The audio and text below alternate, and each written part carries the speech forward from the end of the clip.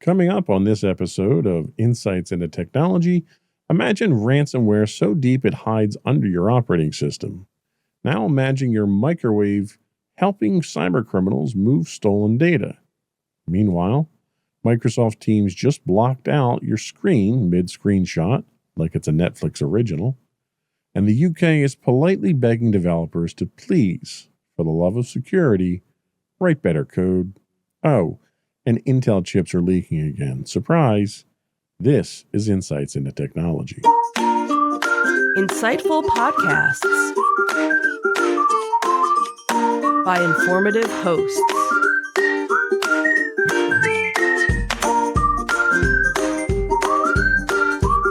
Insights into Things, a podcast network. Welcome to Insights into Technology, a podcast exploring the latest in computers, networking, home automation, mobile computing, and all things technology related.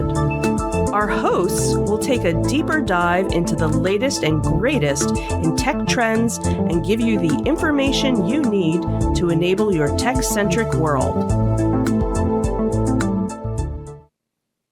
This is Insights into Technology, episode 27. Patch fast, code nice, and maybe don't use that 2012 router. I'm your host, Joseph Whalen, and this is your tech news of the week.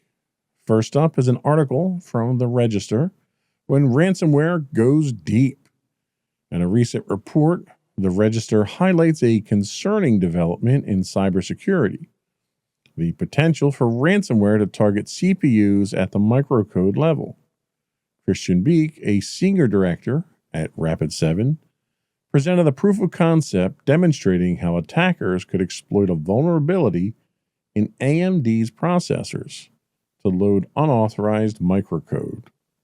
This method could allow malware to operate beneath the operating system, evading traditional security measures and persisting through system reboots. While this threat remains largely theoretical, it underscores the evolving nature of cyber attacks and the need for robust security measures that extend beyond software. Organizations must consider hardware-level vulnerabilities in their security strategies to protect against such sophisticated attacks. So it might be worthwhile first to talk about what microcode is and why it's being targeted by hackers. Microcode is low-level code that controls CPU operations. By modifying it, attackers can alter fundamental system behaviors, potentially bypassing security measures. Unlike traditional ransomware that encrypts files at the OS level, microcode-level ransomware operates beneath the operating system, making it harder to detect and remove. Implementing hardware-based security features, ensuring regular firmware updates, and adopting a zero-trust security model can help mitigate these risks. Currently, there are no confirmed cases in the wild, but the development of proof of concepts indicates that the threat is plausible and could materialize as attackers become more sophisticated. And if history shows us anything, if there's a proof of concept out there, chances are it's going to wind up in the wild very soon afterwards. So we're definitely going to have to keep an eye on this one. Next up, Dark Reading tells us the Brits want devs to play nice. The UK government has published a new voluntary code of practice aimed at helping software developers embed security into the software development lifecycle from the outset. The Software Security Code of Practice includes 14 guiding principles focused on ensuring software is secure by design and secure by default. Targeted at developers across both the public and private sectors, the initiative is part of the UK's broader national cyber strategy. It seeks to reduce vulnerabilities in commonly used applications and promote consistent, proactive security standards in software development workflows. So this strikes me very much like what today's version of CMMC 2.0 turned into. Back in the 2017, 2018 timeframe, the DoD over in the United States here started pushing companies that were doing contract work for the federal government to come into alignment with NIST 853 and NIST 800-171 standards, which are basic cybersecurity standards. And it was suggested at that point in time, too, that you should be, with the understanding that at some point in the future, it was going to be a requirement. 6 years later, 7 years later now, we're finally getting to that point where these suggestions are becoming regulatory issues now, regulatory requirements, I should say. I suspect this is going to happen sort of the same way over in the UK. They're going to introduce these suggestions. They're going to start encouraging people to go this route, and ultimately they're going to force you to do it through legal measures later on down the line. How far down the line that's going to be, I don't know.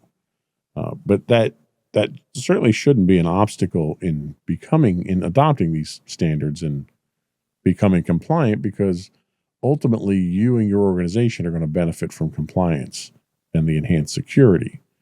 You're going to wind up building better products, more secure products. You're going to enhance the security of your customers and your vendors. So all in all, it's a good thing, but assume that this is probably going to become law down the line, and it's not going to be voluntary. But they're moving in the right direction, and I think that's the important thing here. I suspect with the talk of S-bombs and so many other similar evolving methodologies over here in the United States, that we're probably going to wind up going that route as well on this side here. Next up, Security Week tells us patch now or cry later. Researchers recently disclosed techniques for bypassing web application firewalls, or WAF protections, by manipulating special characters and HTTP request formatting. The flaws affecting Radware's Alteon and Defense Pro systems could allow attackers to evade filtering rules, potentially leading to unauthorized access or injection attacks. Radware issued a statement clarifying that these vulnerabilities were responsibly disclosed to them in 2023 and promptly addressed in software updates. The company emphasized that customers running updated versions of their WAFs are already protected. This is a classic example of patch when the patch is available. Some of these devices may be stuck in closets or set up once and forgotten about because they perform a singular function within your company or something like that. But that's a dangerous mentality. If you're not patching on a regular basis, this one was patched 2 years ago, and there's no reason for anyone to be getting hit with this. So keep an eye on your patch cadence. Make sure that you're patching in a timely manner. You're looking for vulnerability disclosures with anything that your organization is actually using. And make sure you have rapid patch adoption. That doesn't necessarily mean throwing the patch into production as soon as it comes out. I highly recommend that you have, even if it's a microcosm of your whole network, you have a test environment that you can throw this into to make sure it doesn't break any of your corporate applications. It doesn't break any off-the-shelf applications. It doesn't cause any performance issues. Test them out beforehand, but make sure you're patching.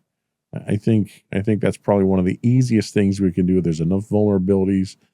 There's enough adversaries out there that are looking for people that they can hit. We don't need to make that any more of an issue by not patching when patches are available. We're going to take a quick break, but before we do, I want to take a moment to invite our listening and viewing audience to subscribe to the podcast and to reach out to us. You can find audio versions of this podcast listed as Insights into Technology, or you can find audio and video versions of all the network's podcasts listed as Insights into Things, anywhere you get a podcast.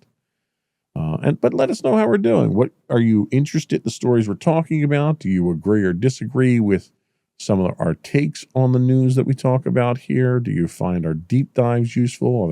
Are there deep dive topics you'd like us to do? Email us at comments@insightsintothings.com, or you can call in and leave a voicemail for us. If you want, we can get you on the show. You can reach us at 856-403-8788. That's 856-403-8788. Again, we don't have someone live answering that phone. We're not doing it live on broadcast, but you can leave a voicemail and we will attend to the voicemail and get you on the show as appropriate. We'll be right back after this message.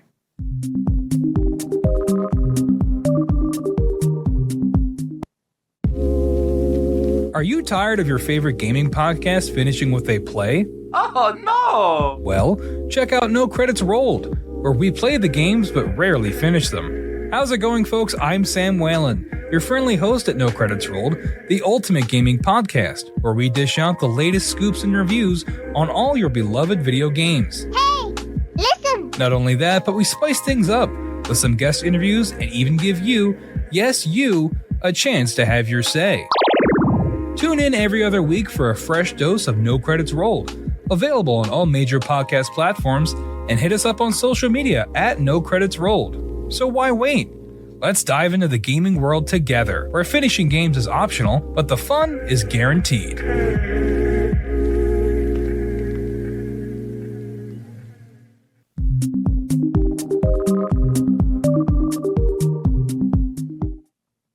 Teams meetings now with built-in cloaking device. This one comes to us from Bleeping Computer.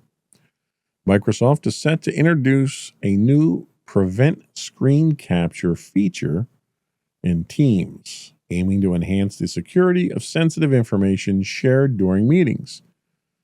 Scheduled for rollout in July of 2025, this feature will render the meeting windows black if a participant attempts to take a screenshot, effectively preventing unauthorized captures. The functionality will be available across Teams desktop applications for Windows and Mac, as well as mobile applications for iOS and Android. Participants joining from unsupported platforms will be automatically placed in audio-only mode to maintain content security. So the interesting thing about this is I don't know how big of a problem this is. Typically, most people that are on your meetings are people that you're presenting information to that it's okay if they say it. If it's something that you don't want distributed, that's where NDAs or non-competes come into place. You make sure you have those on hand. So I haven't heard any complaints. I haven't heard any rumbles from the industry that this is an ongoing problem. And even this fix itself is really a limited fix, because if somebody wants to capture that information, they can just set a camera up on their screen to capture that information. Obviously, it won't be as high quality, but the information is going to leak no matter what. It was also not immediately clear how this feature is going to really work. Is it just for people that are trying to use the screenshot function in Windows? Is it people that are using screen clipping? Do applications, for instance, whenever I have to go out and grab any kind of footage or anything from the internet, I'll use the screen capture functionality built into OBS. Is that blocked? Gamers have, screen capture cards built in that they can capture throughput on. Is that blocked? I don't see, and we haven't really seen how extensive the security features are on this right now. So I don't think they're going to be all encompassing. So I think the issue itself is probably limited, and the solution to that limited issue is even more limited. I'm just puzzled why Microsoft is wasting time on this when they're laying off 3% of their workforce. I have to imagine they've got better things to work on than an answer to a question nobody seems to have. Maybe that's me. I think time could be spent on other things that need more attention. But anyway, we'll see. We'll get a copy of this. We'll probably get a pre-release copy of it and play around with it and see just how extensive the blocking is on it. But I don't think it's going to be particularly extensive. Next up is an article from InfoSecurity Magazine. Your IoT device might have a side hustle. A newly uncovered malicious proxy server has compromised over 170,000 IoT and end-of-life devices globally, according to a report from security researchers.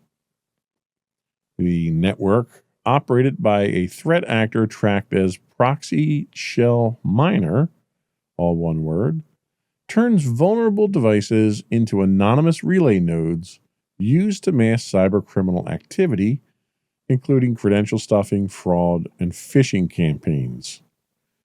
The infected devices include routers, DVRs, and other consumer-grade hardware, typically older models with outdated firmware or default credentials.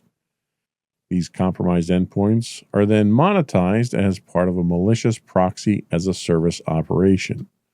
And this one goes back to what we've talked about in the past. If you've got IoT devices, you have to make sure they're from a reputable vendor and they're getting regular updates.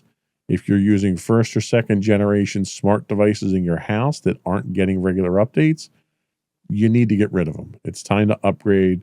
This isn't just something that's affecting your security now. This isn't anything new. This has been happening for some time now. These devices, these consumer-grade IoT devices, are being used to compromise other people. They're being used to build these botnets. And as responsible users, we need to make sure that we're taking care of these things. Organizations may unknowingly be part of this botnet if consumer-grade or unsupported devices are connected to corporate networks, such as via remote workers, or even third-party vendors could be bringing these into your environment. It does highlight the need for asset visibility, firmware lifecycle management, and automated vulnerability scanning, especially in hybrid work environments where you do have people inside and outside your network. So this is all basic stuff here. This is just another example of these what I think really at this point are fundamentally flawed devices becoming more of a security hazard. It's not going to change anytime soon, but we as the consumer, as the users, we need to be responsible with how we use these tools. I'm not giving mine up, even though I think they're a security hazard. I simply put processes in place so they don't run on my network. So at least my stuff is safe. But again, that's kind of a selfish attitude as well. We'll have to keep an eye on this one as well. The last article of the day comes from Bleeping Computer. The core problem, Intel's back at it. Researchers have uncovered like their new feature. Researchers have uncovered new Intel CPU vulnerabilities that could allow attackers to leak sensitive data from privileged memory regions, such as the kernel, via speculative execution. You would have thought by now they would have pulled speculative execution out of their chips already, given all the problems they've had. But no. The flaws, disclosed under the name branch history injection, or BHI, and similar side channel techniques, impact a wide range of modern Intel processors. These vulnerabilities exploit how CPUs handle branch prediction and speculative execution, allowing malicious processes to access data they shouldn't see. Intel has issued microcode and firmware updates, and software vendors are releasing mitigations across operating systems and virtual environments. So this is one that an oldie but a goodie, I guess you could say, that we've been dealing with for quite some time now. This is really, along with all the other speculative execution issues that have come out of these processors, this is really only a major problem in probably shared cloud environments. Multi-tenant servers and virtualized environments are particularly vulnerable, especially in public cloud scenarios. The problem is that these are gimmicks in your processor. These are things that when one part of the processor is waiting for something else to finish computing, it goes out and it tries to compute the next several branches along the computation line, having answers already to what it thinks you're going to ask, and then it feeds them back in to make the overall experience faster. And what's happening is that information that's being computed further on down the line can be exposed and can be compromised. These are gimmicks that are used to try to tweak processors to get a little bit more operation out of them. And for the average consumer, it's not a problem unless your system's already been compromised. But if your system's already been compromised, none of the information in the execution chain is going to matter because you have direct access to the systems. So the only environment really where this comes into play is in cloud environments. The problem is these mitigations are applied across the board. And as a result, individual consumers wind up getting performance trade-offs when they're mitigating threats that really don't apply to them. So the feature that causes the problem is gimmicky. The solution that causes the problem is rather ham-handed in that they're throwing it down everybody's throat. Ultimately, it comes down to compliance and risk management. Enterprises need to reassess hardware-level exposure in their risk models, especially for regulated industries like healthcare and finance. So this is one of those things where it's an issue, but it's an issue only under certain circumstances. And you have to kind of evaluate where you fall into that threat chain. If you're someone who is working in a shared environment, or even if you have a virtual environment that you run internally where you've got multiple servers running on the same hardware, even though you're not exposing that to the outside world, a compromise on one of those virtual machines could be a compromise on all those virtual machines. So you have to be careful with that. That was all we had for the news. I was going to do a third segment today, and we're going to start with an introduction to passkeys, but I think I'm going to hold off this week because I'm kind of running up against the clock. We'll start with that next week. We'll start with an introduction on passkeys, and we'll dig a little deeper into that starting next week. Before we do go, I did want to thank a few folks. We had several followers, several viewers follow us on Twitch. So I wanted to give shout outs to Entropy_Cat, Nikki Jams1, Repentant Man, and Will_likes Fortnite. Good for you, Will. I liked it for a brief time too. But that was all we had for the show today. Before we go, I want to once again encourage you to subscribe to the podcast. You can also find all of our social media links on our main website. We're available on Twitter or X at insights_things. You can find us streaming 5 days a week on Twitch at twitch.tv/insightsintothings. If you are an Amazon Prime subscriber, you do get a free Twitch Prime subscription monthly. We would really appreciate it if you threw that our way. You can also find links to all that more on our official website at insightsintothings.com. That's it. Another one in the books.